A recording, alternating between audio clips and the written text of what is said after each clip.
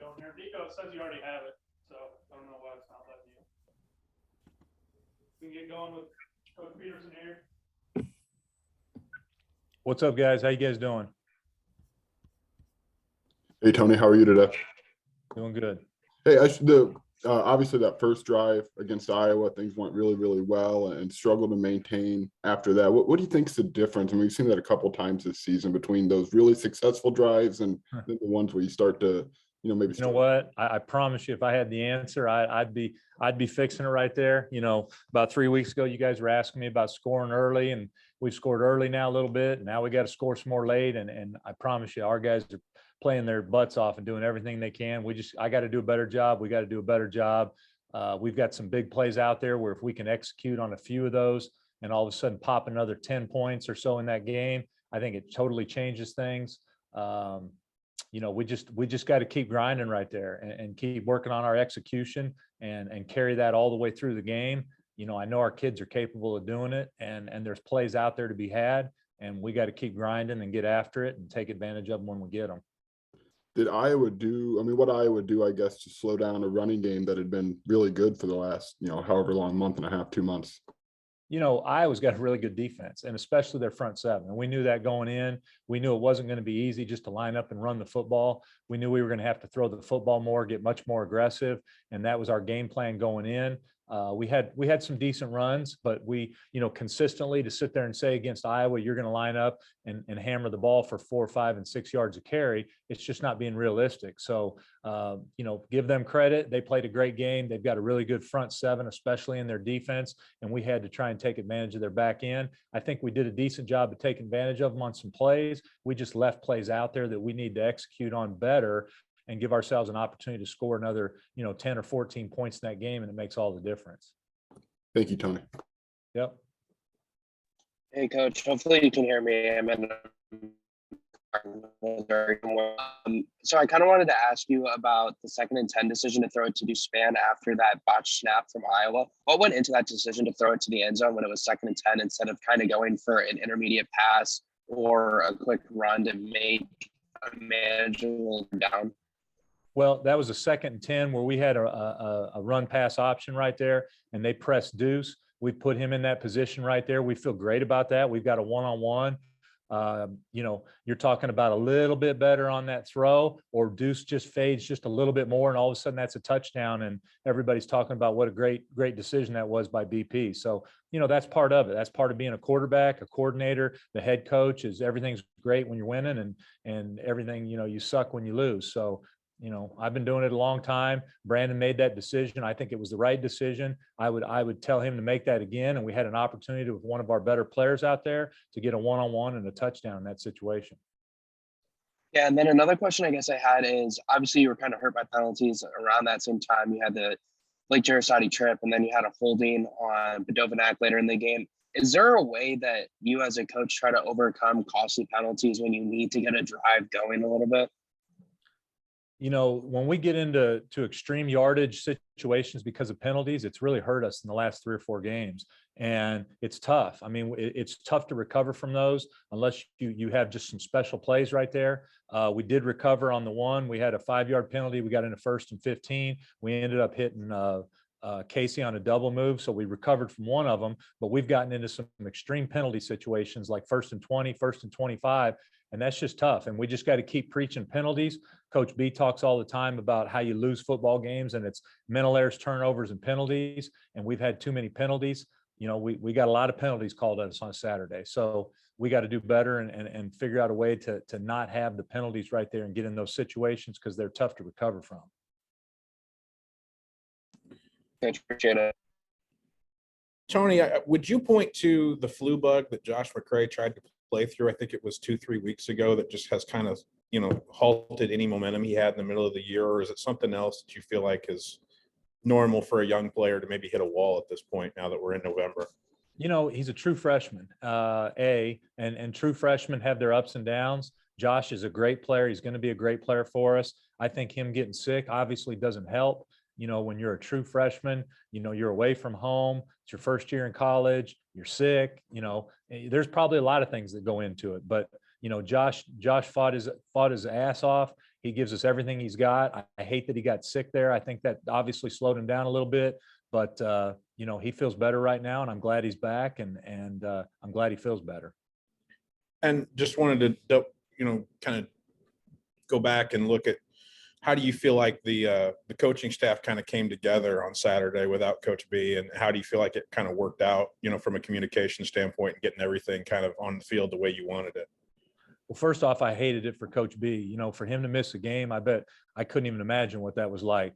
I think he did, first and foremost, did a great job with us all week, making sure he had us exactly where he wanted us to make sure that everything went as smooth as possible. And then moving on to the staff, I think Gio did a great job in his role right there, what he was asked to do.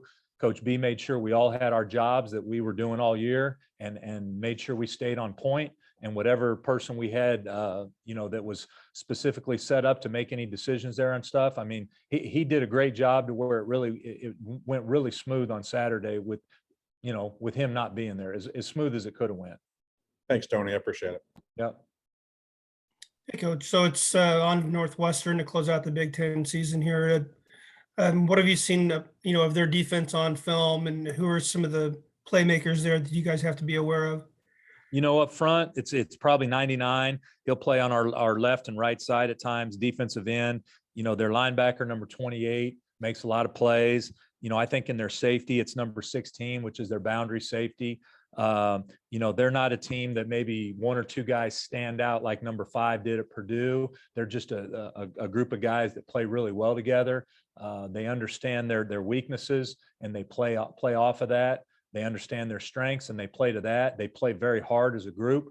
And anytime you're playing a defense out there that gives everything every play, I mean, that's a tough challenge. We're going to have to show up and be able to run and pass the football and execute it at a high level, and make sure we take care of the football and don't turn it over.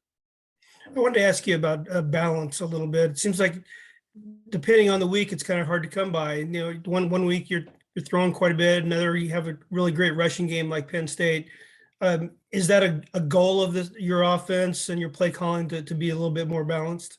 Yeah, the goal is to be more balanced. I think you get in situations sometimes where it's going in a certain situation where either you're running balls and you're knocking out 7-8 yards a clip versus Penn State, or all of a sudden you're going against Iowa and the run game's just not quite giving you that, and you got to substitute that for more throwing the football. But at the end of the day, our goal is to be much more balanced right there and be able to use both effectively on first and second down to keep us out of third and long and in third and manageable situations. Thanks, Coach. Yep. Tony, with it being the last game of the regular season, is there a little bit more throw everything in the kitchen sink at your opponent in terms of the playbook? Well, we tried to throw about as much as we could in the kitchen sink last week, and we'll continue that. We're going to do anything we can to win this football game. This game means everything to us. We want to make sure that our seniors go out on the right note here.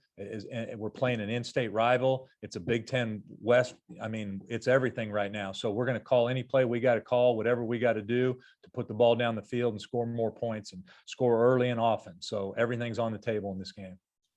Thank you. Yep. Hey, Tony, I could tell there's a little frustration because penalties or a couple drops. You feel like you're really close. You've used that word a lot. What kind of foundation do you think you've set for your offense? Like, what can you guys build upon that you've done this year?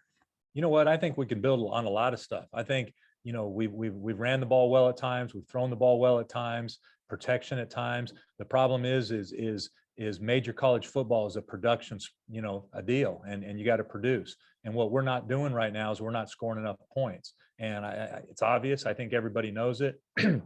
Obviously, we want to score more points. Obviously, we're working to score more points. Our kids are out there giving everything we got. We just got to do better, starting with me, our offensive staff, and all of our players. But I think we're doing a lot of good things, and we are close, but you don't get any trophies for being close. So we got to go out there and get it done on Saturday, and we got to figure out a way to score more points so we can win the football game at the end. And I want to ask you about your two wide receivers who have produced a little bit for you lately, Casey Washington, Isaiah Williams. What can they build on? How have you seen them grow throughout the season? Oh, I've seen them grow big time throughout the season. You're talking about one guy that wasn't here in the spring, and Casey came back and has just done nothing but get better every single week. Very excited about him. He gives us some length at that outside receiver. He catches contested throws. He gets better at everything he's doing every week with Coach McDonald. And then, Isaiah, really just his development of leaving the quarterback room and turning into a major college football wide receiver, plays not only inside and outside. We give him the football, makes a lot of plays, explosive plays. And just those two right there are so exciting for the future in this program. Thank you, Tony. Yep. Coach, I'm curious about the fourth down on Saturday. That, obviously a pivotal play in the game. Without a head coach, if you could just talk us through like the conversations on the headset, who was saying go for it, who was saying we should punt this, and then the discussion during the timeout about the play call. Well, the third down play call I called to try and get us into a 4th and 2 or less, to where we're definitely going to go for it and try and be able to win the football game there. We ended up in a 4th and a little bit over 3 yards right there. And we're going to punt the football, started to send the punt team out. And then we made a decision, hey, let's call a timeout here. And we kind of talked as a group, me and Gio on the offensive side, we had Coach Walters on the defensive side, and we just kind of made a collective decision there as a staff. Hey, we need to go for this right here and try and get this first down to win this football game. And I think Coach Bielema would have done the same thing. He might not have called the timeout. He might have made that decision immediately, but that's how we went about it to get to that decision. And I still think it's the right decision. And we had a good call. We didn't execute it well enough to get the first down. What was the breakdown there? It was, even difficult to see on the replay and such, but it looked like it was close. Was it a route thing? Was it the pass? Was it a combination of things? What was the issue there? No, it was a little on the route on what we were doing right there. Luke got tangled up a little bit with the outside receiver, just a little bit. And then we had a guy coming free that they got in BP's line right there, got it off. And then really Luke makes a great catch. And I thought his elbow, me personally, I thought his elbow hit and he was down right there. And the guy comes in on top of him and just gets the ball out. And it's a game of inches right there. And if he finds a way to hold on to that ball and that guy doesn't get it out, we got a first down and we're rolling from right there. And I felt good about our chances of scoring a touchdown. So feel good about the call. I feel good about the decision we made as a staff, and it just didn't turn out for us. Thanks. Hey, Tony, I had a follow-up on the second shot play to Deuce. It looked like he pulled up a little bit. Would I see that right? Or was that an overthrow, or kind of what happened on that play? No, I mean, I think he was a little tight right there. And I don't know if I'd say he pulled up. I'm not, those are Coach B questions right there. But I think Deuce was definitely tight and wasn't full speed right there at the top of that route. All right, thanks, Tony. Tony, I know there's a large group of seniors that are going to be honored on Saturday. Is there anything you've learned from them or that you've kind of gained from them throughout this less than a calendar year you've been with them? Probably the biggest thing is everything we've asked them to do, they've done.